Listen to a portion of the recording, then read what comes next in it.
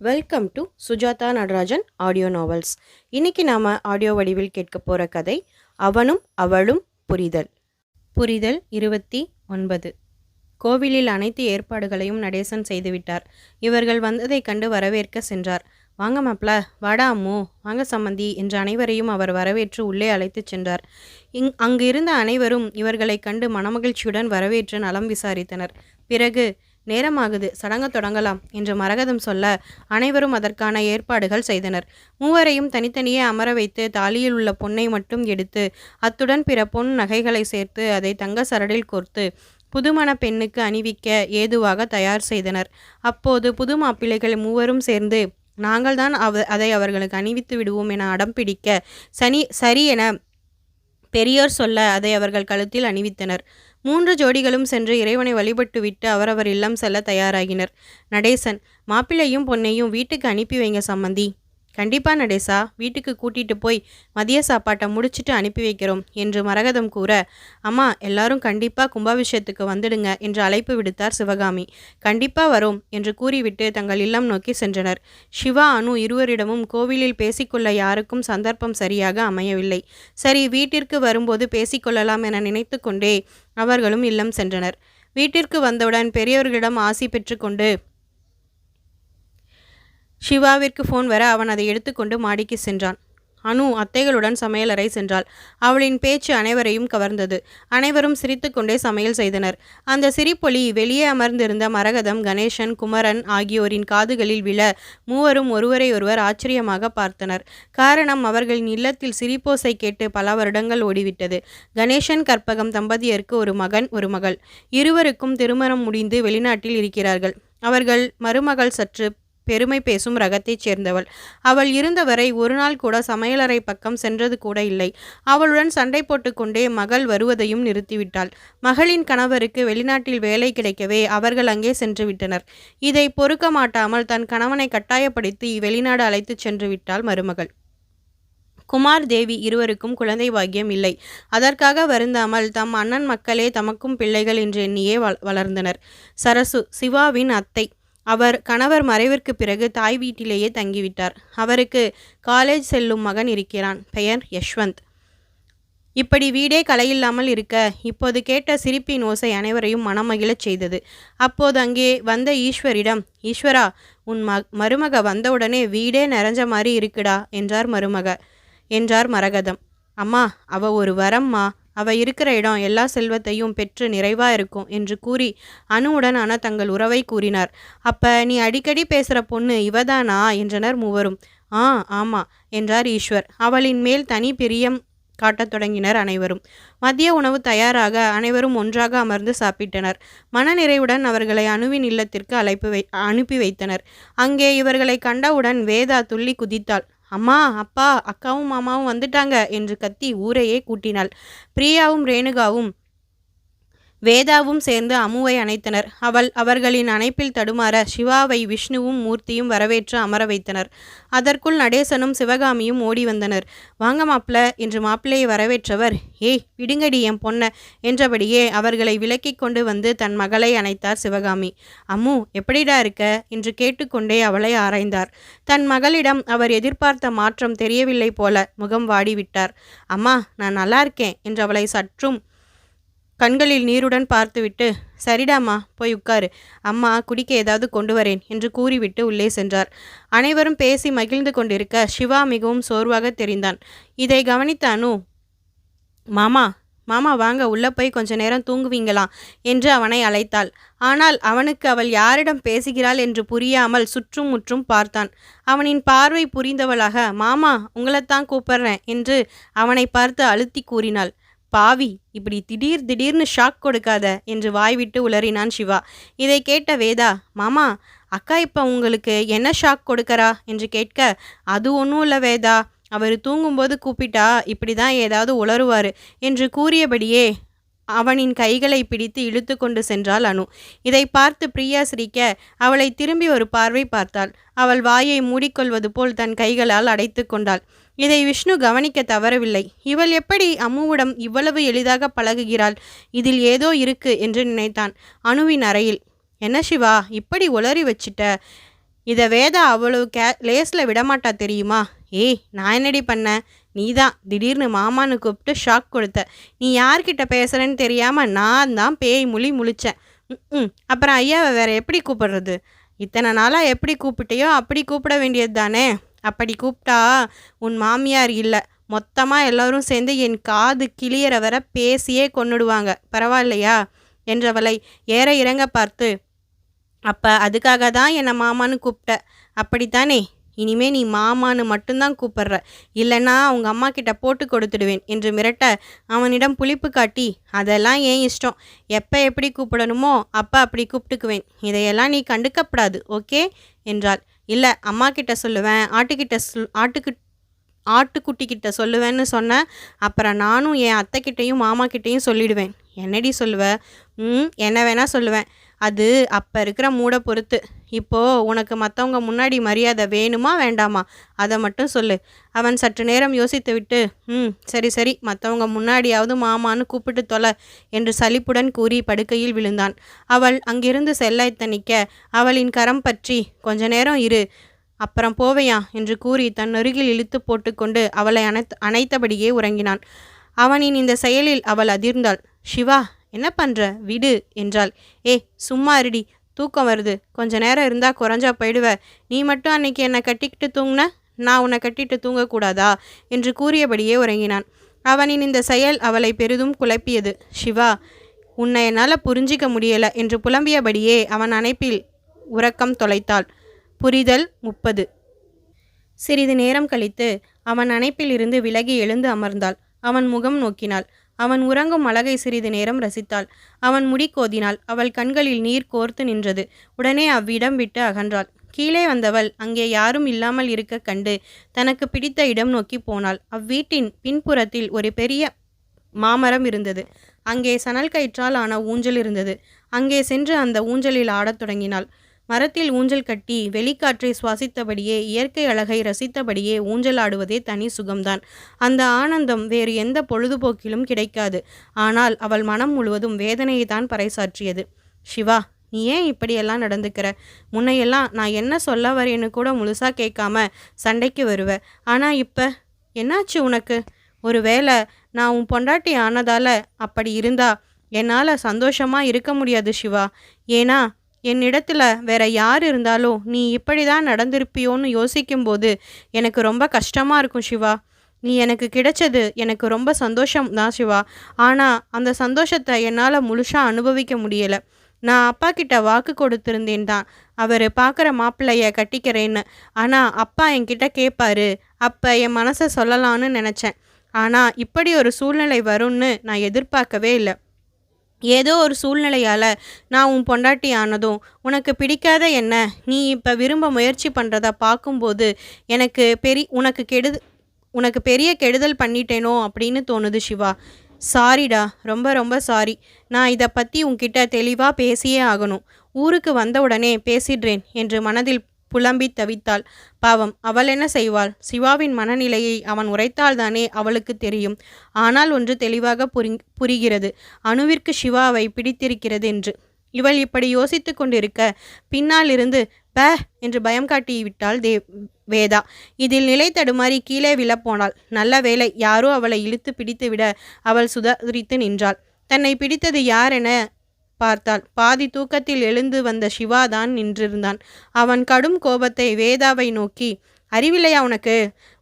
இப்படியா பயமுறுத்துவ? அவ கீழே விழுந்திருந்தா என்ன ஆகிறது என்று கத்த பதிலுக்கு வேதா, மாமா இப்போ எதுக்கு டென்ஷன் ஆகிறீங்க? கீழே விழுந்தா உங்கள் பொண்டாட்டி என்ன உடஞ்சா போயிடுவா? அப்படி போனால் கூட நாங்கள் பார்த்துப்போம். உங்களுக்கு பொண்டாட்டி ஆகிறதுக்கு முன்னாடி இருந்து அவ என் அக்கா என்றாள் துடுக்குடன். இதை கேட்ட சிவா, பார்த்துப்ப, ஆனால் யார் வலியை அனுபவிக்கிறது? நீயா இல்லை அவளா? உன் அக்காவுக்காக நீ வாங்கிக்க முடியுமா அவள் வலிய என்றவனை பார்த்து வேதா, சூப்பர் மாமா, இது வரைக்கும் யாரும் இந்த வேதாவை பேசி ஜெயிச்சதே இல்லை. ஆனால் இன்னைக்கு நீங்கள் ஜெயிச்சிட்டீங்க. யார் வேணால் பார்த்துக்கலாம் தான், ஆனால் வலியை அக்கா தான் அனுபவிக்கணும். சாரிக்கா. சாரி மாமா, இனிமே இந்த மாதிரி அசட்டுத்தனம் எல்லாம் பண்ண மாட்டேன் என்று தன் தவறு உணர்ந்து கூற அதை கண்டு மகிழ்ந்தான் சிவா. சரியான வாயாடியாக இருப்ப போல. ஆனால் நம்ம பேசுகிறதுக்கு முன்னாடி என்ன பேசுகிறோம், யார்கிட்ட பேசுகிறோம், எதுக்காக பேசுகிறோம் அப்படிங்கிறத யோசித்து பேசணும், புரியுதா? புரிகிறது மாமா, புரிகிறது என்று கையை வாயில் வைத்து பணிவுடன் கூறுவதைப் போல பாவனை செய்ய அதை கண்டவன் உன்னை என்று அடிப்பது போல கையை தூக்க அவள் சிட்டாக பறந்தாள். பிறகு அணுவிடம் திரும்பி, அனு, அடிபட்டுடுச்சாடி? காலில் எதுவும் வலிக்குதா என்று வினவினான். இல்லை சிவா, வலிக்கல. ஆமாம், நீ எப்படி இங்கே வந்த? நல்லா தூங்கிட்டு தானே இருந்த. தூங்கிட்டு இருந்தவனை விட்டுட்டு வரலாமா அனு என்று எதிர்கேள்வி கேட்டான். அது நீ தூங்கிட்ட, அதான் வந்துட்டேன் என்றாள். என்னமோ நீ அங்கே இல்லைங்கிறது என் மனசுக்கு தெரிஞ்சிடுச்சு போல, அதான் தூக்கம் கலைஞ்சிடுச்சு என்று அவன் சிரித்து கொண்டே கூற, அதில் மனம் மகிழ்ந்து அவன் முகம் காண அவனோ அதை கேள்வியின் அறிகுறி என நினைத்து, இல்லானோ ஆஃபீஸ்லேருந்து ஃபோன் வந்துச்சு, அதான் எழுந்துட்டேன். நான் இப்போவே பெங்களூர் கிளம்பணுண்டா என்றான். என்னது, இப்போவே வா? சிவா, நாளைக்கு மதியம் கிளம்புறதா தானே சொன்னேன். ஆமாண்டா, ஆனால் சைட்டில் கொஞ்சம் பிரச்சனை, அதான். அவள் சிறிது நேரம் யோசித்துவிட்டு, சரி நைட் டின்னர் முடிச்சுட்டு கிளம்பலாம்ல. இல்லானு, இப்போ கிளம்பினாதான் மிட் நைட் அங்கே போக முடியும். கொஞ்ச நேரம் ரெஸ்ட் எடுத்துட்டு சைட் கிளம்பினாதான் பெட்டராக இருக்கும் என்று உறுதியாக கூறிவிட்டான். அவள் சென்று தன் குடும்பத்தாரிடம் சிவா கிளம்புவதாக கூற அனைவரும் வருந்தினர். என்னங்க தம்பி, காலையில் தானே வந்தீங்க, இப்போ சாயந்தரமே கிளம்பணும்னு சொல்கிறீங்களே என்றார் சிவகாமி. இல்லைங்க அத்தை, வேலை இருக்குது. நான் வந்ததே பெருசு. இன்னும் 2 வாரத்தில் வேலையை முடிச்சு கொடுக்கணும், அதான். அனு இங்கேருந்து கும்பாபிஷேகத்தை முடிச்சுட்டு வரட்டும். அப்போ அம்முவை கூட்டிகிட்டு போக வரமாட்டிங்களா? அம்மா, அவருக்கு வேலை இருக்கும், நானே போய்க்குவேன், நீ ஒன்றும் கவலைப்படாதே. சிவா அனைவரிடம் விடை பெற்று கிளம்ப அனு வாசல் வரை வந்தாள். அவளிடம், அனு, 4 நாள் முடிஞ்ச உடனே வந்துடணும், ஓகேவா? உடம்ப பார்த்துக்கோ, காலை ரொம்ப ஸ்ட்ரெஸ் பண்ணாத, ஓய்வா இரு. முக்கியமாக உன் தங்கச்சி வேதா கிட்ட இருந்து தள்ளியே இரு. அப்புறம் நீ பெங்களூர் வந்ததுக்கப்புறம் உன்கிட்ட முக்கியமான விஷயம் பேசணும், ஓகேவா? நான் வரேன் என்று கூறிவிட்டு கிளம்பினான். அவன் செல்வதையே பார்த்து கொண்டிருந்தவள் யோசனையுடன் தன் அறைக்கு சென்றாள். சிவா, எனக்கு இப்போ நல்லா புரிஞ்சிடுச்சு. உனக்கு என் மேலே இருக்கிறது பொண்டாட்டிங்கிற அக்கறை தான், லவ்வெல்லாம் கிடையாது. அதைத்தானே பேச போகிற? இது நான் எதிர்பார்த்தது தான். கவலைப்படாத சிவா, உனக்கு என்னால் எந்த கஷ்டமும் வராது. நீ என்ன முடிவு எடுத்தாலும் நான் அதை ஒத்துக்குவேன் என்று கண்களில் நீர் பெருக கூறிக்கொண்டாள். பின் கீழே வந்தவள் தன்னை சந்தோஷமாய் இருப்பதாய் காட்டிக்கொண்டாள். இரவு உணவை உண்டுவிட்டு தன் அறைக்கு சென்று உறங்கினாள். இரவு அவன்தான் ஊருக்கு வந்து சேர்ந்து விட்டதாக செய்தி அனுப்பினான். ஆனால் அவள் அதை கவனிக்கவில்லை. இருவரின் இதயமும் இப்படி வேறு வேறாக சிந்திக்க காலம் அவர்களை சேர்த்து வைக்க இந்த பிரிவை ஏற்படுத்தியது போல. புரிதல் 31. சிவா காலையில் சீக்கிரமாகவே எழுந்து விட்டான். கண் விழித்ததும் அவன் கண்கள் அவளை தேட, அவள் இல்லாமல் போகவே ஏமாற்றம் அடைந்து பிறகு தன் மனதிடம், இன்னும் 4 நாட்கள் தான் வந்து விடுவாள், கவலைப்படாதே, அதற்குள் நாம் நம் வேலைகளை முடித்து விடலாம். அப்போதுதான் அவள் வந்தவுடன் அவளுடன் நேரம் செலவிட முடியும் என்று தேறுதல் மொழி கூறிக்கொண்டான். அலுவலகம் செல்ல தயாரானான். இந்த 4 நாட்களும் அவன் மிகவும் பிஸியாக இருப்பான். நாம் அவனை தொல்லை செய்ய வேண்டாம். அவன் வேலையை அவன் கவனமாக செய்யட்டும். நாம் அனுவிடம் செல்வோம். அனு. அவள் காலையில் வெகுநேரம் கழித்தே எழுந்தாள். ஏனோ சிவாவிடம் பேசுவதை தவிர்க்க நினைத்தாள். அதனால் அவள் ஃபோனை தொடவே இல்லை. குளித்து முடித்து சமையலறை நோக்கி சென்றாள். அங்கே ரேணுகா காய்களை வெட்டி கொண்டும் வேதா பாத்திரங்களை கழுவிக்கொண்டும் இருக்க பிரியா சமையல் செய்ய கண்டாள். அந்த அழகில் தன்னை மறந்து நின்று வேடிக்கை பார்க்க தொடங்கினாள். சேலையை இழுத்து பிடித்து கொண்டு அடுப்பை முதலில் பற்ற வைத்தாள். அதில் வாணலியை வைத்துவிட்டு ஏதோ தேட அதற்குள் வாணலி காய்ந்து புகை வந்துவிட்டது. அவசரமாக அடுப்பை அணைத்துவிட்டு மீண்டும் எதையோ தேடினாள். அது என்ன என்று பார்த்தால் எண்ணெய் பாத்திரம். மீண்டும் அடுப்பை பற்ற வைத்தவள் அதில் எண்ணெயை ஊற்றினாள். எண்ணெய் காய்ந்து புகை வரும் சமயம் கடுகை தேடி போட்டாள். பிறகு இப்படியே ஒரு வழியாக சாம்பார் செய்ய தேவையான அனைத்து பொருட்களையும் ஒவ்வொன்றாக தேடி பிடித்து போட்டு சாம்பார் கொதிக்கிறதா என பார்க்க அதை வேடிக்கை பார்த்தபடியே நின்றிருந்தாள். இவள் இப்படி எல்லாவற்றையும் சரியாக போட்டால் வாய்ப்பில்லையே என அனு யோசித்து கொண்டிருக்கும் போது, அம்மு, எழுந்துட்டியாடா என்றபடியே வந்தார் சிவகாமி. அப்போதுதான் மூவரும் அவளை கண்டனர். ரேணுகா அவளை கண்டு புன்சிரிப்பை சிந்தி வரவேற்க, வேதா, காலை வணக்கம் சகோதரி என்றாள்.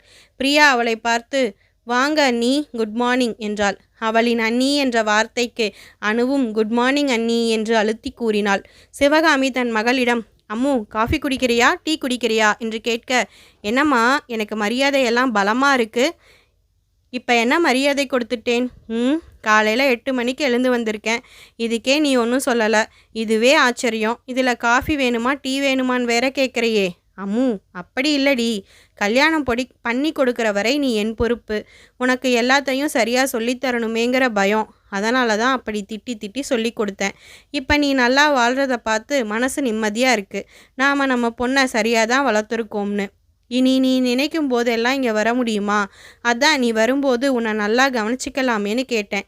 நீ என்னடானா இப்படி பேசுகிற என்று நான் தழுத்தழுக்க கூறிய தாயை கட்டி அணைத்து கொண்டாள்.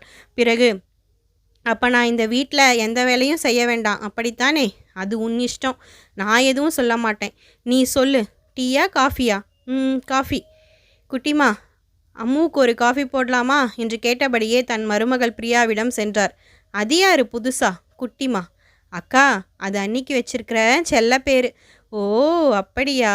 சரி சரி. பிரியா காஃபி போடுவதற்காக பால் சட்டியை எடுக்க உடனே வேதா படபடப்புடன், அண்ணி, அக்காவுக்கு காஃபி நானே போட்டு கொடுக்குறேன், நீங்கள் ரெஸ்ட் எடுங்க என்று கூற அனு அவளை பார்த்து, ஏண்டி, உங்கள் அண்ணி போட்டு கொடுக்க கூடாதா? நீ ஏன் போடுறேன்னு சொல்கிற என்றாள். இல்லைக்கா, அண்ணி காஃபி நல்லா தான் போடுவாங்க. ஆனால் என்ன ஒன்று, கசப்பாக இருக்கும், இல்லைனா ரொம்ப இனிப்பாக இருக்கும். நாங்கள் எல்லாம் அதை ரசித்து குடிச்சிக்குவோம். நீயும் ஒன்றும் சொல்ல மாட்ட. ஆனால் உனக்கு ஏதாவது ஆச்சுன்னு வச்சுக்கோ, மாமாவுக்கு யார் பதில் சொல்கிறது என்றாள். நேத்தே பார்த்தேனே, ஒன்றும் இல்லாத விஷயத்துக்கே என் காது கிளிய கத்துனாரு. நான் வேற உன்னை பத்திரமா பார்த்துப்பேன்னு சொல்லிட்டேன். அதை நம்பி தான் மாமா ஊருக்கே போயிருக்காரு. அதான் எதுக்கு ரிஸ்க்குன்னு நானே போட்டு தரேன். நீ அப்படி போய் ஓரமாக உட்காந்து குடி என்று வாயாடியபடியே காஃபியை போட்டு கொண்டிருந்தாள் வேதா. அதெல்லாம் ஒன்றும் இல்லடி, இவங்க அவர் தங்கச்சி தானே, அதனால் அவர் இவங்களால் எனக்கு எது ஆனாலும் அவர் கோவப்பட மாட்டார் என்று அனு கூற, அப்படியா சொல்கிற? சரி, அதையும் செக் பண்ணிடுறேன் என்றபடியே காஃபியை தந்தாள் வேதா. இதையெல்லாம் கேட்டுக்கொண்டிருந்த பிரியா என்ன பேசுவது என்று தெரியாமல் முழித்தபடியே அனுவை பார்க்க அவள் கண்ணடித்து சிரித்தாள். அவளின் இந்த செய்கை பிரியாவை சற்று இளைப்பாற்றியது. அதற்குள் சாம்பார் கருகும் வாடை வர அனைவரும் பாய்ந்து சென்று அடுப்பை அணைத்தனர். ஆனால் பாதி சாம்பார் அடிப்பிடித்து விட்டது. இதில் பிரியா வருந்த, எதுக்குடா கஷ்டப்படுற? சமையல் கற்றுக்கும் போது இதெல்லாம் சகஜம். இதுக்கு போய் யாராவது வருத்தப்படுவாங்களா என்று தேர்தல் மொழி கூறினார் சிவகாமி. இதை கண்ட அனுவின் மனம் சற்று நிம்மதியானது. அவள் சிறு விஷயத்திற்கு கூட சுணங்கிவிடும் குணம் கொண்டவள். அவளை பள்ளியில் அணுவும் வீட்டில் பெற்றோரும் கண்ணின் மணி போல பார்த்து கொண்டனர். தன் பெரிய குடும்பத்தின் ஒரே மருமகளாக இவள் எப்படி சமாளிப்பாள் என்ற பயம் அனுவின் மனதில் இருந்தது. இப்போது தன் மொத்த குடும்பமும் அவளுக்கு ஆதரவாக இருப்பதைக் கண்டு அவள் மனம் நிம்மதி அடைவது இயற்கைதானே. காலை உணவை முடித்துக்கொண்டு 4 பெண்களும் குலதெய்வ கோவிலுக்கு சென்றனர். நாளை கும்பாபிஷேகம் என்பதால் அங்கே யாகம் நடந்து கொண்டிருந்தது. யாகசாலையை சுற்றி வந்து இறைவனை வணங்கிவிட்டு இல்லம் திரும்பினர். மதிய உணவு தயாரிப்பின் போது அணுவும் உதவி செய்ய அங்கே சென்று காய்கறிகளை நறுக்கி கொண்டிருக்க பிரியா அடுப்பில் உலை வைத்திருந்தாள். அது கொதிக்க அதில் அவசரமாக அரிசியை போடப்போக பாத்திரம் நகர்ந்து கீழே அமர்ந்திருந்த அணுவின் மேல் கொட்டியது. அவளின் இடது கையில் வெந்நீர் கொட்டியது. அம்மா என்ற அலறலுடன் அனைவரும் ஓடி வந்தனர். பிரியா பயத்தில் அழுதுவிட்டாள். நல்ல வேளையாக முழுவதும் கொட்டாமல் பாதிதான் கொட்டியது. உடனே சென்று கையை நீரால் நனைத்து கொண்டாள். இதனால் கொப்பளம் ஏற்படவில்லை, ஆனால் நன்றாக சிவந்து விட்டது. அவளை ஓய்வெடுக்கும்படி கூறி சிவகாமி அறைக்கு அழைத்துச் சென்றார். அந்த நாள் இப்படியே கழிய அடுத்த நாளும் அணுவிற்கு சோதனை நாளாகவே அமைந்தது. கும்பாபிஷேகம் முடிந்தவுடன் வேடிக்கை பார்க்க சென்றனர். அப்போது சிறுவர்கள் கூட்டம் ஓடி வர அவர்களிடமிருந்து தப்பிக்க நினைத்து பின்னே நகர்ந்தாள் அணு. மீண்டும் காலிடறி கீழே விழுந்து காலை ஒடித்து கொண்டாள். விஷ்ணு, அம்மு என்னாச்சு என்றபடி அவளை தூக்க முயல அவளோ வழியில் துடித்தாள். பின் அவளை தூக்கி கொண்டு அருகே உள்ள பச்சிலை கட்டும் வைத்தியரிடம் அழைத்து சென்றனர். ஆனால் அவள் முன்னே ஒரு முறை விழுந்ததை மறைத்து விட்டாள். யாரிடமும் கூறவில்லை. அவர் பச்சிலை கட்டிவிட்டு 1 வாரம் வைத்திருக்கும்படி கூறி அனுப்பினார். வீட்டிற்கு வந்தவுடன் அவளை ஓய்வெடுக்க வைத்துவிட்டு சிவகாமியும் நடேசனும் அவளின் ஜாதகத்தை எடுத்துக்கொண்டு தங்களின் குடும்ப ஜோதிடரும் சென்றனர். அவர்களின் ஜாதகத்தில் எந்த தோஷமும் இல்லை எனவும் இந்த கல்யாணம் நடந்த விதத்தில் அவளின் மேல் கண் திருஷ்டி ஏற்பட்டிருக்கலாம் எனவும் அதனால் மாப்பிள்ளை பெண்ணை அழைத்து வந்து ஒரு பூஜை செய்தால் போதும் என்றும் கூறி அனுப்பிவிட்டார் ஜோதிடர். அன்று இரவு முழுவதும் அணுவால் உறங்க முடியவில்லை. வலியால் காய்ச்சல் வேறு வந்துவிட்டது. அப்போதுதான் அன்று சிவாவின் அணைப்பில் உறங்கியது நினைவுக்கு வர அதை எண்ணி தவித்தாள். சிவாவின் குடும்பமும் அங்கு வந்துவிட்டது. அனைவரும் மாறி மாறி அவளிடம் அன்பு காட்டி தேற்றினர். ஆனாலும் அவை அனைத்தும் சிவாவின் அந்த ஒற்றை அணைப்பிற்கு மாற்றாய் அவளுக்கு தோன்றவில்லை.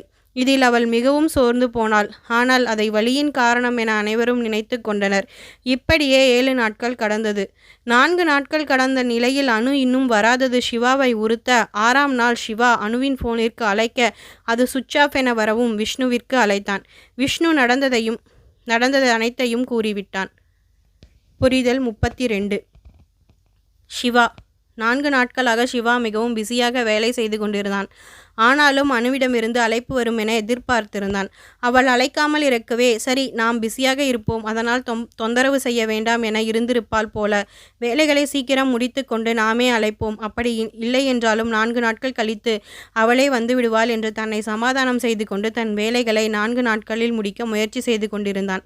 5ஆம் நாள் காலை, இன்று அனு வந்து விடுவாள், நாம் மீதி இருக்கும் வேலைகளை இன்றே முடிக்க முயற்சி செய்வோம் என உற்சாகத்துடன் கிளம்பி சென்றான். இரவு 10 மணிக்கு தன் வேலைகளை நிறைவு செய்துவிட்டு இல்லம் வந்தான். அனு இன்னும் வராமல் இருப்பது அவனுக்கு உறுத்தியது. அனுவிற்கு யோசனையுடன் ஃபோன் செய்தான். ஃபோன் சுவிட்ச் ஆஃப் என வந்தது. சரி, செய்தி அனுப்பலாம் என புலனத்தை பார்த்தால் அவன் அன்று அனுப்பிய செய்தியை கூட அவள் பார்க்காமல் இருந்தது தெரிய வந்தது. மிகவும் டென்ஷன் ஆகிவிட்டான். அனு, உனக்கு என்னதான் ஆச்சு? ஏன் இப்படி இருக்கியோ புரிய மாட்டேங்குதுடி. நல்லா தானே இருந்த? ஹாஸ்டலில் இருக்கும்போது கூட அடிக்கடி ஃபோன் பண்ணி டார்ச்சர் பண்ணியிருக்க. நான் ஃபோன் அட்டன் பண்ணலன்னா கூட சண்டை போடுவியடி. 2 வாரத்துக்கு ஒரு தரம் கண்டிப்பாக வீட்டுக்கு வந்து அலப்பறை பண்ணிடுவேன். அக்கம் பக்கம் இருக்கிறவங்க கூட உன்னை யாருன்னு கேட்டு என்னை குடஞ்சி எடுத்தாங்க. நம்ம கல்யாணத்துக்கு அப்புறம் எல்லோரும் என்கிட்ட, ஏன் முன்னாடியே இது நீ கல்யாணம் பண்ணிக்க போகிற பொண்ணுதான்னு சொல்லலைன்னு கேட்டு பாடா படுத்துனாங்க தெரியுமா? ஆனால் நீ என்னடானா கல்யாணத்துக்கு அப்புறம் இல்லை என்று நீண்ட நேரம் யோசித்து பிறகுதான் கண்டுபிடித்தான். எனக்கு கல்யாணம் நிச்சயம் ஆனதுக்கு அப்புறம். ஆமாம், அப்போ இருந்தே என்னை விட்டு நீ விலகி இருக்க. ஏன் விலகின? அன்னைக்கு ஃபோனில் கூட ஏதோ சொன்னாலே. என்ன சொன்னா? ஏன் சிவா, நான் உனக்கு ஃபோன் கூட பண்ணக்கூடாதா? அப்படித்தானே கேட்டா. அப்புறம் கூட ஏதோ எனக்கு சொந்தமான எல்லோருக்கும் கல்யாணம் அப்படித்தானே சொன்னா. அப்படின்னா என்ன அர்த்தம்? ஏதோ இடிக்குதே. இதுக்கெல்லாம் பதில் அவகிட்ட தான் கிடைக்கும். விடியட்டும், அவளை ஒரு வழி பண்ணுறேன் என்று யோசித்தபடியே எப்போது விடியும் என காத்திருந்தான். காலை சரியாக 7 மணிக்கு அனுவிற்கு ஃபோன் செய்தான். மீண்டும் அவள் ஃபோன் சுவிட்ச் ஆஃப் என வர குழம்பி போனான். வேறு யாருக்கு அழைப்பது என யோசித்து இறுதியாக விஷ்ணுவிற்கு அழைத்தான். விஷ்ணு காலையிலேயே யார் அழைப்பது என பார்க்க சிவா என வரவும் சற்று பயத்துடனே ஃபோனை எடுத்தான். ஏனென்றால் அனு சிவாவிடம் எதுவும் கூற வேண்டாம் என கூறியிருந்தாள். அவர் வேலையெல்லாம் முடிந்தவுடன் அவரே அழைப்பார், அப்போது கூறிக்கொள்ளலாம். இப்போது கூறினால் அவரால் வேலையும் சரியாக செய்ய முடியாமல் தன்னை வந்து பார்க்கவும் முடியாமல் தவித்து போவார் என கூறி தடுத்து விட்டாள். இப்போது சிவா அழைக்கவும் அட்டன் செய்து காதில் வைத்தான். அவன் ஹலோ சொல்வதற்குள் சிவா, மாப்பிள்ள, நான் தான் சிவா பேசுகிறேன். அனுவோட ஃபோன் ஏன் சுவிட்ச் ஆஃப்னு வருது? அவளுக்கு ஒன்றும் பிரச்சனை இல்லையே. 4 நாளில் வந்துடுவான்னு இருந்தேன். ஆனால் அவள் ஃபோன் கூட பண்ணலை. என்னாச்சு? ஏன் இப்படி அமைதியாக இருக்கீங்க? அனு எங்க? அவளுக்கு என்னாச்சு என்று விஷ்ணுவை பேசவே விடாமல் பேசிக்கொண்டிருக்க, மாப்பிள்ள கொஞ்சம் நிதானமாக பேசுங்க, அம்முக்கு ஒன்றும் இல்லை, நான் சொல்கிறத முதலில் கேளுங்க என்று கூறிவிட்டு நடந்தது அனைத்தையும் கூறி, அம்மு சொன்னது உண்மைதான், நீங்கள் சின்ன விஷயத்துக்கு கூட ரொம்ப டென்ஷன் ஆகுறீங்க என்று கூறி நிறுத்த, ஏன் பேச மாட்டீங்க? நல்லா பேசுங்க மாப்பிள்ள, என்னிடத்துல நீங்கள் இருந்திருந்தா எப்படி இருந்திருப்பீங்கன்னு நீங்களே யோசித்து பார்த்துக்கோங்க, நான் ஃபோனை வைக்கிறேன் என்று கூறிவிட்டு ஃபோனை வைத்தான். அவன் கூறிய வார்த்தைகள் விஷ்ணுவின் மனதை தைத்தது. மீண்டும் அழைத்தான். ஆனால் சிவா ஃபோனை எடுக்கவில்லை. சிவா ஃபோன் செய்ததை அம்முவிடம் சென்று கூறலாம் என நினைத்து அம்முவின் அறை நோக்கி சென்றான். அவள் இன்னும் உறங்கிக் கொண்டிருந்தாள். வீட்டில் உள்ள மற்றவர்களிடம் சொல்ல சிவாவின் கடைசி வரிகளில் அனைவரும் வாயடைத்து நின்றனர். அவனை எப்படி சமாளிக்கப் போகிறோம் என்ற பயம் வரத் தொடங்கவும் அகிலாவும் ஈஸ்வரும் கூட அவனின் இந்த வார்த்தைகளை யோசிக்க வைத்தது. சிவா பொள்ளாச்சி நோக்கி தன் பயணத்தை தொடங்கினான். மிக விரைவாக வந்தான். மதியம் 12 மணிக்குள் பொள்ளாச்சியில் இருந்தான். அவனை அவ்வளவு விரைவாக யாரும் எதிர்பார்க்கவில்லை. எல்லோரும் தட்டு தடுமாறி அவனை வரவேற்றனர். அவன் யாரையும் கண்டுகொள்ளாமல் நேராக அனுவின் அறை நோக்கி சென்றான். அனு எழுந்தவுடனே அவளிடம் அனைத்து விஷயங்களும் கூறினர். அவளும் சற்று வியந்தாள். பிறகு யோசனையுடன் இருக்க அவளிடம், அம்மு, இப்போ என்னம்மா பண்ணுறது? அவரு என்ன சொல்கிறது அவர்கிட்ட என்று கவலையுடன் கேட்ட பெற்றோரிடம், கவலைப்பட வேண்டாம், நான் அவரை சமாளிச்சுக்கிறேன் என்று கூறி அனுப்பினாள். அவள் யோசனையில் இருக்க அனு என்ற அவனின் குரல் திடுக்கிட்டு திரும்பினாள். இவ்வளவு விரைவாக எப்படி வந்தான் என யோசனையுடன் அவனை நோக்க அவனோ கைகளை கட்டியபடியே அவளை முறைத்து கொண்டிருந்தான். என்ன மேடம், எப்படி இருக்கீங்க? ரொம்ப நல்லா இருப்பீங்க போல. மேடம் ஒரு ஃபோன் கூட பண்ணலை. என்ன இருந்தாலும் அம்மா வீடாச்சே, சுகமாக தானே இருப்பீங்க. எங்கள் ஞாபகம் எப்படி வரும்? நான் அனுப்பின செய்தியை கூட பார்க்கல. ஃபோன் கூட சுவிட்ச் ஆஃப் பண்ணிட்டீங்க. அவ்வளவு பிஸி. என்று பற்களை நரநரத்தபடியே வந்தான். புரிதல் 33. சிவா கேள்வி கேட்டபடியே அருகே வந்து அமர்ந்தான். அவனை கண்டவுடன் அவள் எதையெல்லாம் தெளிவாக பேச வேண்டும் என யோசித்து வைத்திருந்தாளோ அவை அனைத்தும் மறந்தாள். அவனின் விழிகளில் தன்னை தொலைத்தாள். அவனும் அவ்வண்ணமே. அவளை கண்டவுடன் தன் கோபம், வருத்தம், சோகம், துயரம் ஏற்படுத்திய வலி அனைத்தும் என மறந்தான். இருவரின் விழிகளும் ஒன்றோடு ஒன்று கலக்க அவள் அவனின் மார்பில் சாய்ந்தாள். மார்பில் சாய்ந்தவளை தன்னோடு சேர்த்து அணைத்து கொண்டான். அங்கே கனத்த மௌனம் நிலவியது. சிறிது நேர இடைவெளிக்கு பின் அவன் அனு என்று மெல்லிய குரலில் காதலுடன் அழைக்க என்றாள் சிறு விசும்பலுடன். இப்போ எதுக்குடி அலற? தெரியல. ரொம்ப வலிக்குதா? விழுந்த அன்னைக்கு நைட் காய்ச்சல் கூட வந்துருச்சு தெரியுமா? ஏன் என்கிட்ட சொல்லலை? இல்லை சிவா, நீ அதுக்கு முதல் நாள் தானே போன. அதுவும் வந்த உடனே கிளம்ப வேண்டியதா போச்சே. அப்படின்னா அங்கே உனக்கு எவ்வளோ வேலை இருக்கும். அதுக்குன்னு என்ன நடந்தாலும் சொல்ல மாட்டியா? அப்படி இல்லைடா, என்னை முழுசாக பேச விடு ப்ளீஸ். சரி, பேசு பேசு. நீ என்ன பேசுகிறேன்னு நானும் கேட்குறேன். சிவா ப்ளீஸ், கோவப்படாதே. நான் இதை சொன்னால் நீ உடனே கிளம்பி வரணும். அது உனக்கு அலைச்சலை தான் தரும். இதை கேட்டுட்டு நீ வராமல் இருந்தா உன்னை எல்லோரும் தப்பாக நினைப்பாங்க. அதான் அவங்கக்கிட்ட நானே உங்ககிட்ட சொல்ல வேணான்னு சொல்லிட்டேன். Sorry Shiva, I am really very sorry. நாளைக்கு கட்டை பிரிச்சுடுவாங்க. அதனால் நாளைக்கு நானே கிளம்பி வந்துடலான்னு இருந்தேன் என்று விளக்க, அனு நீ என்ன சமாதானம் சொன்னாலும் சரி, நான் ஒத்துக்க மாட்டேன். நீ என்கிட்ட சொல்லியிருக்கணும். சரி விடு, முடிஞ்சதை பற்றி பேச வேண்டாம். ஆமாம், ஏற்கனவே அடிப்பட்ட விஷயத்த சொன்னியா இல்லையா? அவள் அமைதி காக்க அவளின் தலைமுடிக்குள் விரல்களை நுழைத்து அவள் தலை நிமிர்த்தி, அப்போ அதையும் சொல்லலை என்று அவளை குற்றம் சாட்டும் பாவனையில் கேட்டான். அவள் அவன் முகம் கண்டு சற்று நடுக்கத்துடன், இல்லடா, அந்த தாத்தா எதுவும் கேட்கலையா, அதனால் நானும் எதுவும் சொல்லலை என்று கூற, அவளின் நடுக்கத்தை பார்த்து, அடியே குட்டிச்சத்தான், என்கிட்ட என்ன எகிருவ. இப்போ நீ இப்படி பம்மறதை பார்க்கும்போது உன்னை அப்படியே கடிச்சு சாப்பிடலான்னு தோணுதுடி ராட்சசி என்று மனதுக்குள் நினைத்தவன் அவளிடம் முறைப்பாக, அது யாரு தாத்தா? உன் தாத்தா பாட்டியெல்லாம் போய் சேர்ந்துட்டாங்கன்னு இல்லை நினச்சிட்ருக்கேன் என்றான் வம்புடன். அவளோ, சிவா, எனக்கு கட்டு போட்டு விட்ட தாத்தாவை சொன்னேன் என்றால் கடுப்புடன். அப்போ ஹாஸ்பிட்டல் போகலையா? இல்லை, இங்கெல்லாம் பச்சிலை கட்டு தான் கட்டுவாங்க. அதுவும் அந்த தாத்தா ரொம்ப பிரபலமானவங்க. அவங்க கட்டு கட்டினா ரொம்ப சீக்கிரம் சரியாகிடும் தெரியுமா? அதுவும் இல்லாமல் ஊசி மாத்திரையெல்லாம் போட வேண்டாம் தெரியுமா என்றவன் கேலி பேசும் தோரணையில் கூறவும், அவனின் கூற்றில் உள்ள கேலியையும் உண்மையும் கண்டு போடா என்று செல்லம் கொஞ்சினாள். அவன் என்ன போகிறதா? இப்போ தாண்டி வந்திருக்கேன். காலையிலிருந்து ஒரு காஃபி கூட குடிக்காம வழியில் எங்கேயும் நிறுத்தாமல் 4 மணி நேரத்தில் வந்திருக்கேன். நீ என்னடானா போன்னு சொல்கிற என்றான் முகத்தை வாட்டமாக வைத்தபடி. அதை கேட்டவள் அவனின் தலையில் கொட்டி, எதுக்குடா இவ்வளோ வேகமாக வந்த என்றாள் உண்மையான கோபத்துடன். என் பொண்டாட்டியை பார்க்க தான். வேற எதுக்கு? அவளால் ஒரு சின்ன கல்லு குத்துற வலியை கூட தாங்க முடியாது. ராத்திரியெல்லாம் வலியில் தூங்க மாட்டா. அதான் என்ன பண்ணுறாளோ அப்படிங்கிற பதப்பதப்பில் வேகமாக வந்துட்டேன் என்றவனை சிவா என்று கூவியபடியே இறுக்கி அணைத்தாள். அவளின் கண்ணீர் அவன் மார்பை நனைத்தது. அனு, எதுக்கு திரும்ப திரும்ப அலற? ப்ளீஸ் அழாதே என்று அவள் தலை நிமிர்த்தி கண்களை துடைத்துவிட்டு நெற்றியில் முத்தமிட்டான். அவனின் முத்தம் அவளுக்கு ஒரு புது தெம்பை தர 7 நாட்களாக சுருண்டிருந்தவள் துள்ளி எழுந்தாள். சிவா, நீ ரெஃப்ரெஷ் பண்ணிக்கிட்டு இரு, நான் போய் உனக்கு சாப்பாடு எடுத்துகிட்டு வரேன் என கூறி எழுந்து கீழே செல்ல நினைத்தவளை தடுத்து, நீ ஒன்றும் போக வேண்டாம், ஒழுங்கா உட்காந்துரு, நான் போய் சாப்பாடு எடுத்துகிட்டு வரேன். அப்படியே எல்லார்கிட்டையும் ஒரு அலப்பறையை போட்டுட்டு வரேன். முக்கியமாக இன்னைக்கு உன் தங்கச்சியை வச்சு செய்ய போகிறேன் பாரு என்று கூறியபடியே ரெஃப்ரெஷ் செய்து கொண்டு கீழே போனான். கீழே சிவா வந்ததும் யாரையும் கவனியாமல் மாடிக்கு சென்றதும் அனைவரின் மனதிலும் ஒவ்வொரு விதமான எண்ணத்தை விதைத்தது. அனுவின் குடும்பம் உறவினர்கள் அனைவரும் ஒருவித நிம்மதியடைந்தனர்.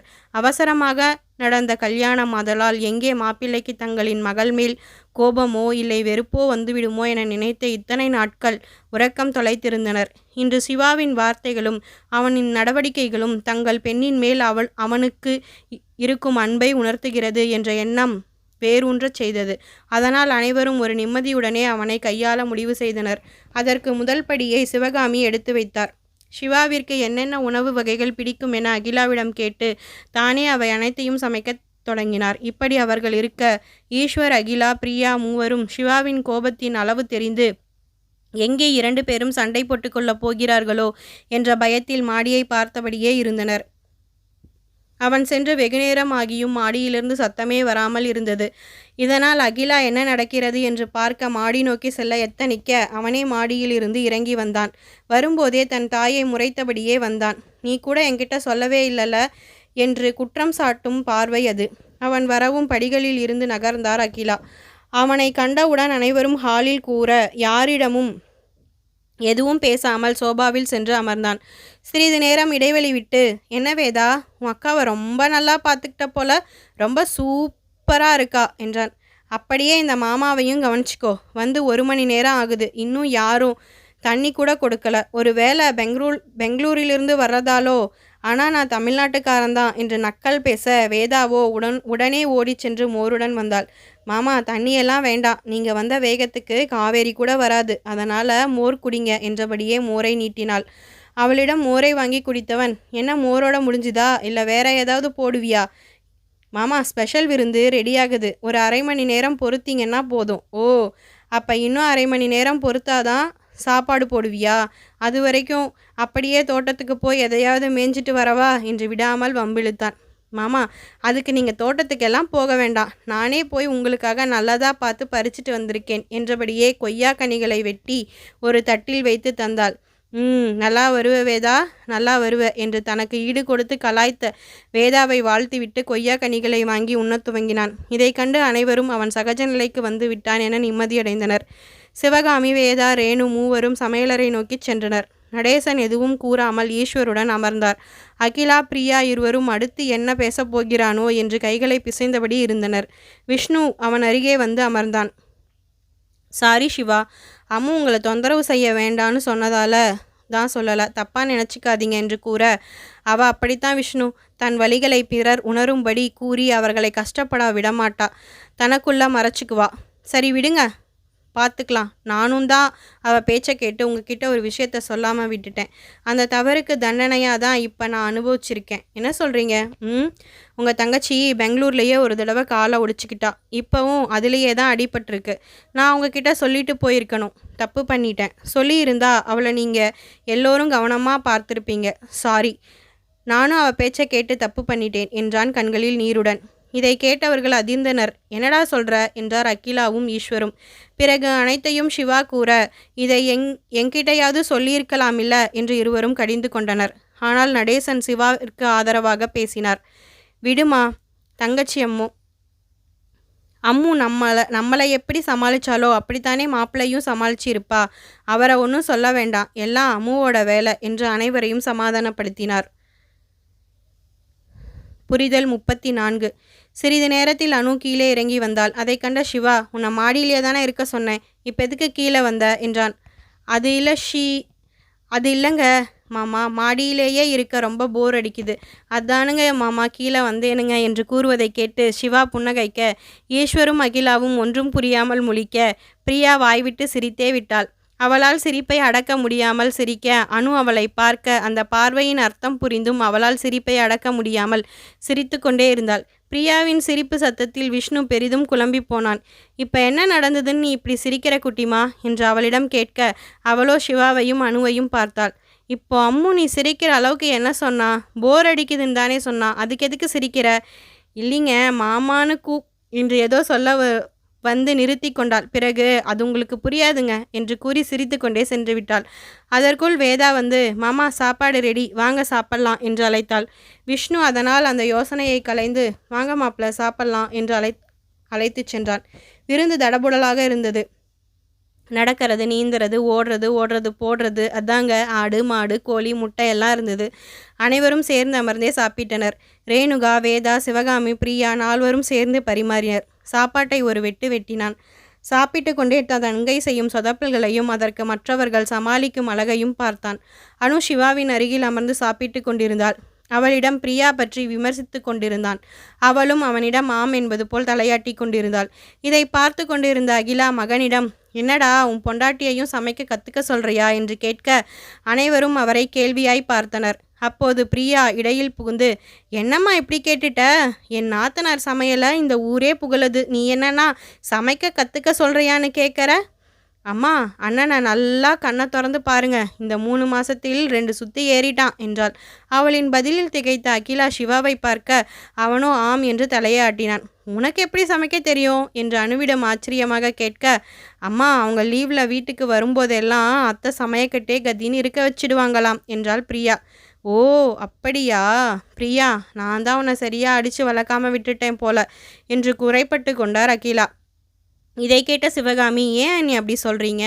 பிரியாவை ரொம்ப நல்லா தான் வளர்த்துருக்கீங்க. அதனால தான் அவளால் எல்லாத்தையும் ஏற்றுக்கிட்டு எல்லாத்தையும் தெரிஞ்சுக்கிட்டு வாழ பழகிக்க முடியுது. ரொம்ப நல்ல பொண்ணு.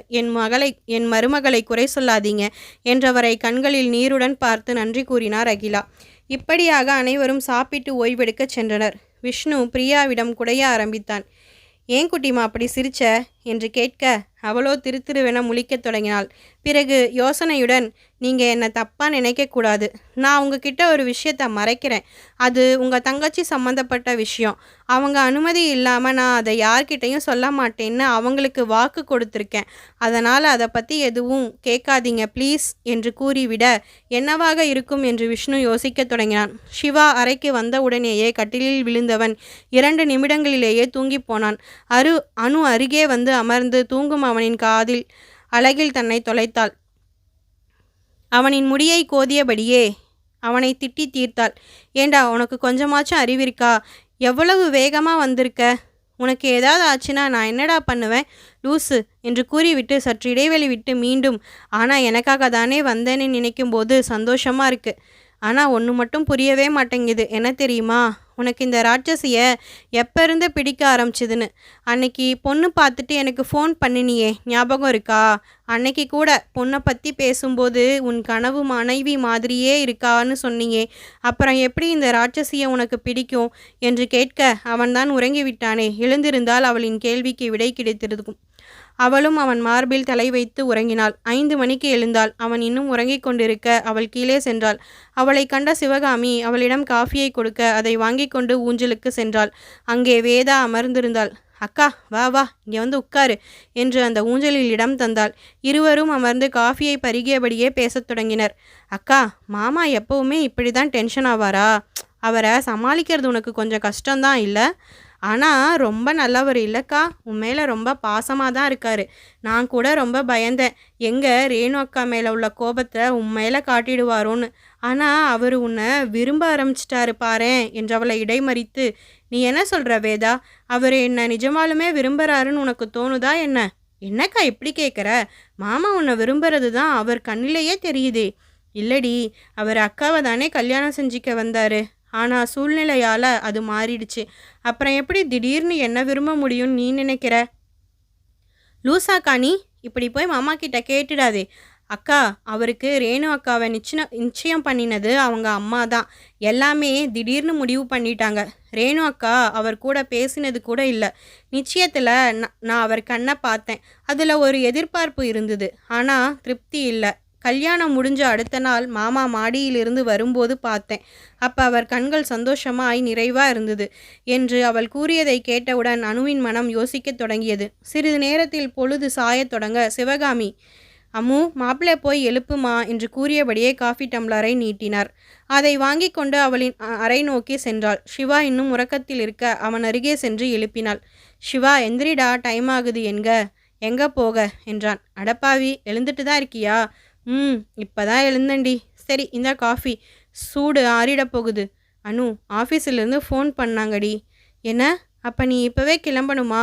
அப்படின்னா நானும் உன் கூடவே வந்துடுறேன். இரு, எல்லாத்தையும் எடுத்து வைக்கிறேன் என்று ஓடப்போனவளை தடுத்து தன் மடியில் அமர்த்தி கொண்டே அவளின் தோள் மீது தன் முகவாயை வைத்து இடையில் கைகளை விட்டு கோர்த்து கொண்டே, ஏண்டி அவசரப்படுற? நான் சொல்கிறத முதலில் கேளு என்க அவனின் இந்த அணைப்பில் அவன் மூச்சு தீண்டலின் கிறங்கி அவன் கூறுவதை கேட்கத் தொடங்கினாள். அனு, என்னோட வேலை எல்லாம் நேத்தே முடிச்சிட்டேன். இது வேற விஷயம். என்ன விஷயம் என்றால் திணறியபடி. இந்த வார இறுதியில் நமக்கு ஒரு பார்ட்டி ஏற்பாடு பண்ணியிருக்காங்களாம். ஆஃபீஸ் ஸ்டாஃப்ஸ் எல்லாம் சேர்ந்து ஏதோ சர்ப்ரைஸ் வேற போகிறாங்களாம். அனு, ஆஃபீஸ் பார்ட்டிடி, நீ கண்டிப்பாக வரணும். வருவே இல்லை என்று அவன் சந்தேகமாய் கேட்க, நாம் எப்போ கிளம்பணும் சிவா? என்றாள் அவள். வெள்ளிக்கிழமை நாம் அங்கே இருந்தால் போதும். இன்னும் 2 நாள் நாம் இங்கே இருக்கலாம், ஓகேவா என்றான் சிவா. சரி என்றாள் அவள். புரிதல். 35. அவள் அவன் மடியில் அமர்ந்திருக்க அவனின் மூச்சுக்காற்று அவளின் கார் குழலின் வாசத்தை நுகர்ந்து கொண்டிருந்தது. மின்விசிறியின் சத்தம் மட்டுமே கேட்டுக்கொண்டிருக்க இருவரும் மௌன நிலையில் இருந்தனர். சிவாவே முதலில் தன்னிலை அடைந்து பேசத் தொடங்கினான். ஆனாலும் அவளை தன் பிடியிலிருந்து விடுவிக்கவில்லை. அனைத்தபடியே, அனு அனு நான் கிளம்புற அவசரத்தில் ட்ரெஸ் எதுவும் எடுக்காமல் வந்துட்டேன்டி. ஹஹஹா, ஏண்டி சிரிக்கிற? இப்போ இங்கே எங்கேயாவது போய் ட்ரெஸ் எடுத்துகிட்டு வரலாமா? இப்போ போய் ட்ரெஸ் வாங்கணுமா? மணி என்ன தெரியுமா? 8. அதனால் என்ன? இந்த நேரத்துக்கு மேலே வெளியே போக வீட்டில் விட மாட்டாங்க. 8 தாண்டி ஆகுது. பாஸ், இது கிராமம். இங்கெல்லாம் 8 மணிக்கே எல்லாத்தையும் சாத்திட்டு 9 மணிக்குள்ளே தூங்கிடுவாங்க. அப்போ தான் காலையில் சீக்கிரம் எழுந்து வேலையை பார்க்க முடியும். இப்போ என்ன தான் பண்ண சொல்கிற? வேணும்னா அண்ணன் ட்ரெஸ் வாங்கிட்டு வரவா? அனு, எனக்கு இன்னொருத்தர் ட்ரெஸ் போட பிடிக்காதுன்னு உனக்கு நல்லாவே தெரியும் என்றான் மிகுந்த கடுப்புடன். அவன் புறம் திரும்பி அவனின் முகம் நோக்கி, அப்போ ட்ரெஸ் எடுத்துகிட்டு வந்திருக்கணும். இப்போ இப்படி கோவப்பட்டா என்ன செய்ய முடியும்? நீ ஒன்றும் பண்ண வேணாம், பொடி. காலையில் நானே போய் வேற வாங்கிக்கிறேன். இந்த கோபத்துக்கு ஒன்றும் குறைச்சல் இல்லை. அன்னைக்கு நீ போட்டுட்டு வந்த ட்ரெஸ்ஸை நான் எடுத்து தான் வச்சுருக்கேன். நாளைக்கு அதை போட்டுக்கோ. இப்போ போட்டுக்க, உன்னோட நைட் ட்ரெஸ் இருக்குது. என் ட்ரெஸ் கூடவா எடுத்துகிட்டு வந்த? என் செல்லம் என்று கன்னத்தை பிடித்து கிள்ளினான். எதுக்கும் இருக்கட்டுமேன்னு எடுத்து வச்சேன். அதை இப்போ போட்டுக்கோ. நாளைக்கு வேணா நாம் கோவை போய் வேற வாங்கிக்கலாம். சரி, போகலாம் என்று அவன் கூற அவள் புன்னகைத்தாள். அந்த புன்னகையில் தன்னை மறந்தவன் அவள் இதழ் நோக்கி தன் பார்வையை செலுத்த அப்போது, அக்கா அக்கா என்று வேதா கதவை தட்டினாள். உடனே அனு எழுந்து கதவை நோக்கி செல்ல அவன் கடுப்புடன் கட்டிலில் கைகளை தட்டினான். கதவை திறந்த அனுவிடம், அக்கா, அம்மா சாப்பிட கூப்பிட்டாங்க, சீக்கிரம் வாங்க என்று கூறிவிட்டு சென்றாள். அனு உள்ளே வந்து சிவாவிடம் சாப்பிட போகலாம், பசிக்குது என்றாள். அவன் நிலை அறியாமல். அவன் ஏதோ முணுமுணுத்தபடியே இருக்க, என்ன சொல்கிற? எனக்கு புரியல. உனக்கு என்னதான் புரிஞ்சிருக்கு? இது புரிய என் ட்ரெஸ்ஸை எடுத்துக்கொடு, நான் போய் ரெஃப்ரெஷ் ஆகிறேன் என்றான் கோபமாக. இப்போ எதுக்கு இவ்வளோ கோவப்படுற? போடி, போய் ட்ரெஸ் எடு. அவள் எடுத்து கொடுக்க அதை வெடுக்கென வாங்கியவன் குளியலறை சென்றான். பின் இருவரும் கீழே வர அனைவரும் அமர்ந்து சாப்பிட்டனர். அவன் எதுவும் பேசவில்லை. சாப்பிட்டு முடித்தவுடன் அனைவரிடமும் தாங்கள் இருவரும் வெள்ளிக்கிழமை கிளம்புவதாகவும் ஆஃபீஸ் பார்ட்டி இருப்பதாகவும் கூறினான். அவன் 2 நாட்கள் இங்கே இருக்கப் போகும் சந்தோஷம் நடேசன் குடும்பத்தாருக்கு. ஈஸ்வரும் அகிலாவும் தாங்கள் நாளை ஊருக்கு செல்வதாக கூறினர். அனைவரும் அவர்களை இன்னும் 2 நாட்கள் இருக்க சொல்லி கேட்க ஈஸ்வர் வேலை இருப்பதாகவும் கண்டிப்பாக செல்ல வேண்டும் எனவும் கூறினார். சரிங்கப்பா, அப்போ நானும் அனுவும் நாளைக்கு கோவை போகலான்னு இருக்கோம், அப்படியே ஊட்டிக்கு போயிடலாம் என்க ஈஸ்வர். இல்லைப்பா, நீங்கள் இங்கே 2 நாள் இருந்துட்டு கிளம்புங்க, அப்புறம் லீவு கிடைக்கும் போது ஊட்டிக்கு வாங்க என்று கூறிவிட்டார். சரி, எல்லோரும் போய் தூங்குங்க என்று சிவகாமி கூற சிவா அலறினான். என்ன, மறுபடியும் தூங்குறதா? ஐயோ அத்தை, நீங்கள் சாப்பாடு போட்டு தூங்க வச்சே என்னை ஒரு வழி பண்ணிடுவீங்க போல. என்னால் இப்போவே எல்லாம் தூங்க முடியாது என்று அவன் கதற, ஐயோ மாமா, அப்படின்னா நம்ம எல்லோரும் மாடிக்கு போய் ஜாலியாக விளையாடலாம். போகலாமே. வேதா அனைவரையும் பார்க்க விஷ்ணு, மூர்த்தி இருவரும் சரி போகலாம் என்க மொட்டை மாடி நோக்கி அனைவரும் பயணமாகினர். அங்கே சென்று அனைவரும் சுற்றி அமர்ந்தனர். கொலை கொலையா முந்திரிக்கா, பாட்டுக்கு பாட்டு, பாடிக்கொண்டே கைகளை தட்டும் விளையாட்டு, இசை நாற்காலி, பந்தை போட்டு பிடிப்பது என வகை வகையான விளையாட்டுகளை விளையாடி மகிழ்ந்தனர். ஒவ்வொரு விளையாட்டிலும் அனுவும் சிவாவும் நிறைய மதிப்பெண்கள் எடுத்தனர். காரணம் அவர்களுக்கு இடையே உள்ள புரிதல். ஒரு முறை அவன் விட்டுத்தர, மறுமுறை இவள் விட்டு தந்தாள். பாட்டுக்கு பாட்டு விளையாட்டின் போது அவனுக்கு மிகவும் தெரிந்த பாடல்களை பாட ஏதுவான எழுத்துக்களிலேயே முடித்தாள். இருவரும் கண்களாலேயே பேசிட இவர்களின் இந்த நயன பாஷை புரிந்தும் புரியாமலும் விளையாடியவர்கள் குழம்பி தோற்றனர். அவர்களின் புரிதல் கண்டு பிரியாவே வியக்கத் தொடங்கினாள். ஒருவரியாக இரவு 1 மணி வரை விளையாடி களைத்து உறங்கச் சென்று விட்டனர். மறுநாள் அனைவருமே கோவை செல்வது என முடிவு செய்தனர். மறுநாள் காலை சீக்கிரமே எழுந்து அனுவின் கால்கட்டை பிரித்து விட்டு அந்த தாத்தா தந்த எண்ணெயை வாங்கி கொண்டு வந்தனர். அதை தினமும் இரவு தடவும்படி கூறி அனுப்பினார் அந்த வைத்தியர். காலை 9 மணிக்கு எல்லோரும் கிளம்பி கோவை நோக்கி சென்றனர். முதலில் அவர்கள் ஷாப்பிங் மால் நோக்கி சென்றனர். அவரவருக்கு தேவையான பொருட்களை வாங்கி கொண்டு ஐஸ்கிரீம் சாப்பிட சென்றனர். 2ஆம் தளத்தில் இருந்த ஐஸ்கிரீம் கடைக்கு அனைவரும் எஸ்கலேட்டரில் செல்ல அனுவும் சிவாவும் லிஃப்டில் வந்தனர். விஷ்ணு, ஏன் சிவா லிஃப்டில் வந்தீங்க என்றிட, உங்கள் தங்கச்சிக்கு எஸ்கலேட்டர்னால் கொஞ்சம் பயம், அதான். என்ன பயமா என்று பிரியா வாய்ப்பிழந்தபடி அனுவை நோக்கி அப்படியா என்று சைகையால் கேட்க அவளும் ஆம் என்று தலையை ஆட்டினாள். இத்தனை வருடங்கள் அவளுடனேயே ஷாப்பிங் செய்திருக்கிறாள். ஆனால் இந்த விஷயம் அவளுக்கு தெரியாது. இப்படி ஒவ்வொரு இடத்திலும் அவளை பார்த்து கொண்ட தன் தமையனை கண்டு அதிசயித்தாள். இவன் எப்படி இதெல்லாம் தெரிந்து வைத்துள்ளான்? இருவருக்கும் சண்டை போடவே நேரம் போதாதே. ஆனால் அவளுக்கு ஒரு விஷயம் தெரியவில்லை. உருகி உருகி காதலிக்கும் போது கூட ஒருவரை ஒருவர் புரிந்து கொள்வது கடினம். ஏனென்றால் ஒருவருக்காக மற்றொருவர் தன் இயல்பை மாற்றிக்கொள்வர். அவர்களின் இயல்பை புரிந்து சேரும் ஜோடிகள் இறுதி வரை சேர்ந்து வாழ்வார்கள். அப்படித்தான் இவர்களும் ஒருவரின் இயல்பை ஒருவர் புரிந்து வைத்துள்ளனர். இறுதியாக சினிமா சென்றனர். படம் பார்த்துவிட்டு இரவு உணவை முடித்துவிட்டு இல்லம் வந்தடைந்தனர். Welcome to Sujatha Natarajan audio novels. இன்னைக்கு நாம ஆடியோ வடிவில் கேட்க போற கதை அவனும் அவளும் புரிதல்.